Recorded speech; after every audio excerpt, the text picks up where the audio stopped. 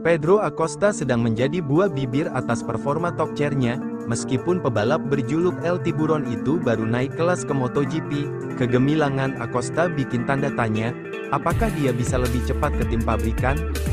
Acosta yang berada di tim Gas-Gas berada di urutan keempat dalam kejuaraan MotoGP 2024. Dia menjadi pebalap KTM terbaik untuk saat ini. 3 ronde yang sudah berjalan cukup ciamik buat Acosta, bahkan dia telah mengoleksi 2 podium.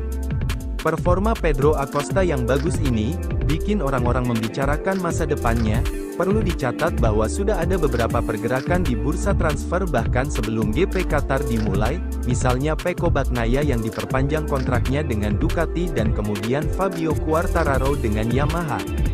Soal performa pebalap di KTM, Brad Binder merupakan pebalap KTM kedua tercepat untuk saat ini. Dia 1 kali podium di Qatar dengan finish kedua, sedangkan Jack Miller belum pernah naik podium sekalipun. Pebalap Australia berpengalaman itu terlihat mencolok dengan performa Acosta. Direktur Motorsport KTM, Pete Beirer mengaku kurang puas dengan performa Binder dan Miller.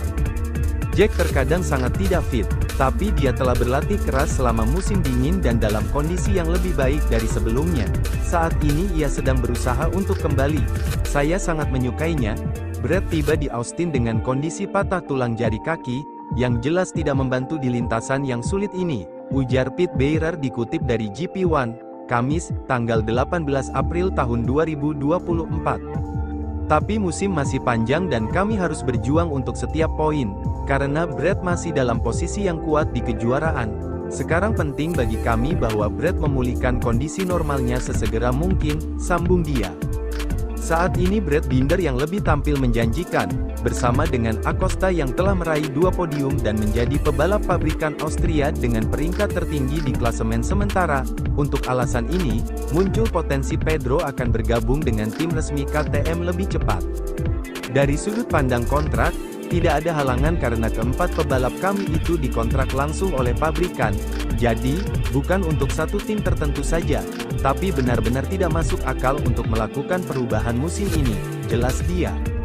MotoGP akan memasuki seri balap keempat musim ini yang akan digelar di sirkuit Jerez, Spanyol pada 26 hingga tanggal 28 April tahun 2024.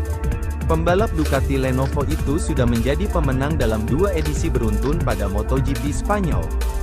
Musim ini menjadi kesempatan bagi murid Valentino Rossi itu mencetak hat-trick kemenangan di sirkuit Jerez. Selain itu, pembalap Ducati juga selalu keluar sebagai pemenang pada 3 edisi berturut-turut di lintasan sepanjang 4,4 km itu.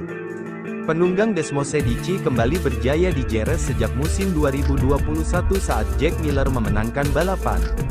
Lalu Bagnaia melanjutkan kejayaan Ducati menang pada MotoGP Spanyol 2022 dan 2023. Meski demikian, ambisi Bagnaia dan pembalap Ducati lainnya juga tidak akan mudah.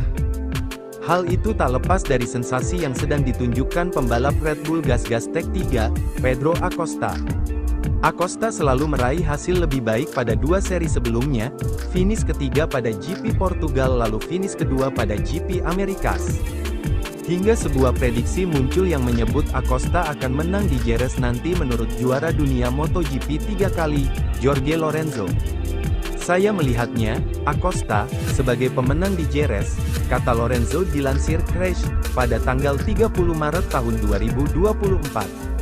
Dalam sprint atau balapan utama, saya melihatnya sebagai pemenang. Di tempat lain, akan turun hujan atau terjadi kerusakan mekanis, atau mereka akan membuangnya. Namun, jika ada balapan yang bisa dia, Acosta, menangkan, itu adalah Jerez. Dia akan datang dengan sedikit lebih siap. KTM Gas-Gas bekerja sangat baik di trek itu, tahun lalu mereka sangat bagus. Saya pikir Jerez adalah peluang bagus, ujar Lorenzo. Acosta menunjukkan tajinya pada 2 seri terakhir dengan mengasapi 2 juara dunia dengan selalu finish di depan dari Bagnaia dan Marc Marquez, Gresini Racing. Marquez juga memiliki ambisi untuk bangkit setelah mengalami nasib sial pada GP Portugal dan GP Americas. Meski pada 2 seri tersebut Marquez selalu naik podium pada lomba sprint. Namun, Marquez selalu gagal meraih poin karena selalu terjatuh pada balapan utamanya.